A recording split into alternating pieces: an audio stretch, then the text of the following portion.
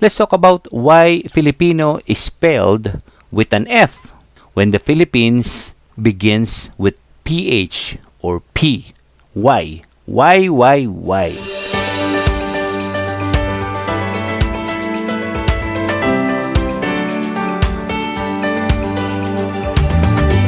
It's time for the Parkland Filipino Hour with your host, Kuya Jobert Del Rosario. The Parkland Filipino Hour is aired every first Sunday of the month over the Rock 98.5 radio station in Yorkton, Saskatchewan. Here again is your host, Kuya Jobert Del Rosario. You know, kabayan, in 2015, Steve Harvey became entangled in a double whammy. Why?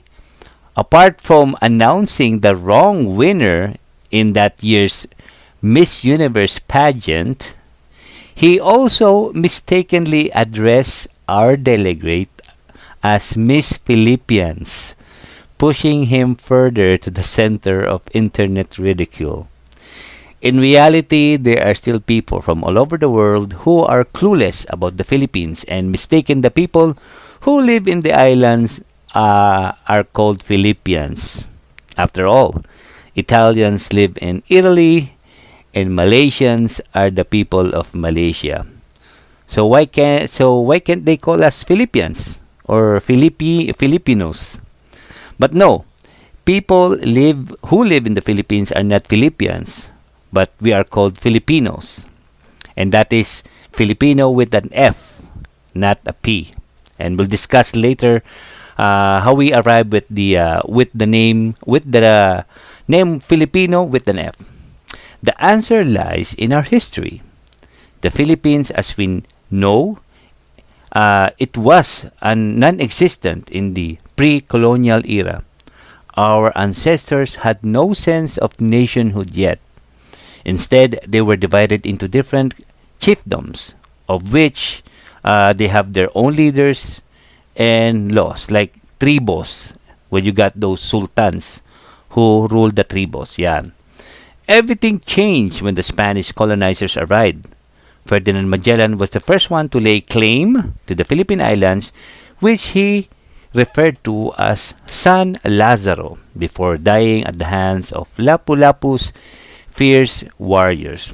Then, many years later, Miguel Lopez de Legazpi finally succeeded in putting the islands under the Spanish crown, christening it as Las Islas Filipinas after their king, King Felipe II.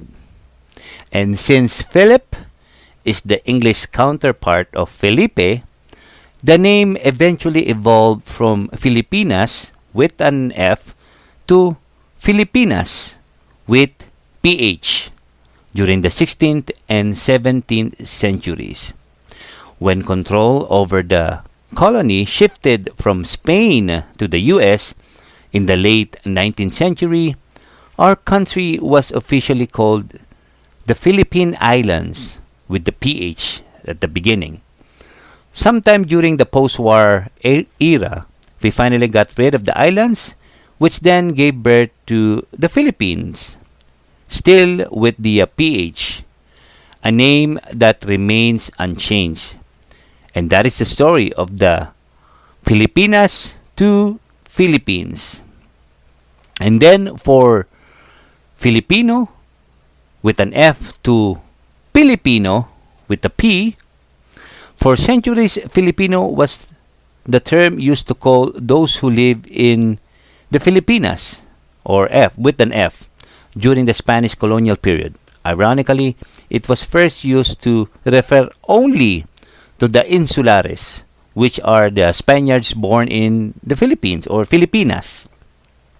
As you may recall, our society back then had an unfair racial hierarchy, with the Peninsulares or pure Spaniards at the top, and then follows the Insulares or the Spaniards born in the Philippines or Filipinas, and then on the bottom are the Indios or the pure natives lives in the Philippines, the Indios, including the indigenous groups languishing at the bottom.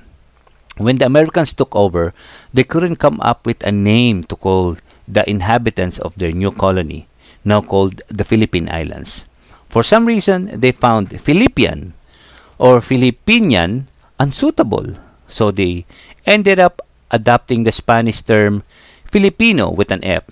So that started for the locals being called as Filipino with an F. In the 1930s, as our independence from the U.S. was fast approaching, the Institute of National Language was established to determine a national language that would unite us as one. Not surprisingly, the group composed dominantly of Tagalog speakers chose Tagalog over two other choices, Cebuano and Ilocano. As expected, the decision was soon followed by debates. So, to solve the problem, the Department of Education in the 1950s renamed the national language Filipino, which they believe captures the diversity of the Philippine language more accurately. Hence, we became the Filipino with the P at the beginning, speaking the Filipino language, because at that time, Filipino with the P was a better choice than Filipino with an F, since the F reminds the Philippines' long and painful colonial history under the Spaniards. And then, the Filipino became Filipino with an F. And how this happened? It all happened when the 1973 Constitution paved the way for the adoption of the Filipino with an F as the national language. In contrast with its predecessor, this language will now include foreign-sounding letters such as F, as well as loanwords. The change was formally applied through the 1987 Constitution. From the Abacada alphabet, we now have the enriched version, which includes foreign letters like X, Z, C, F, and V, and J, among others. Once again, we became the Filipinos with an F, speaking the Filipino language with an F. And that's the story of the Filipino name, jumping from F to P, then back to F from P. It's kind of puzzling, confusing, but hey, that's what makes us Filipinos unique and interesting. This has been the Parkland Filipino Hour. I'm Kuya Jobert, leaving you all a message. Filipino ka, ipagsigawan mo, sipag at tiyaga, puhunan mo. God bless.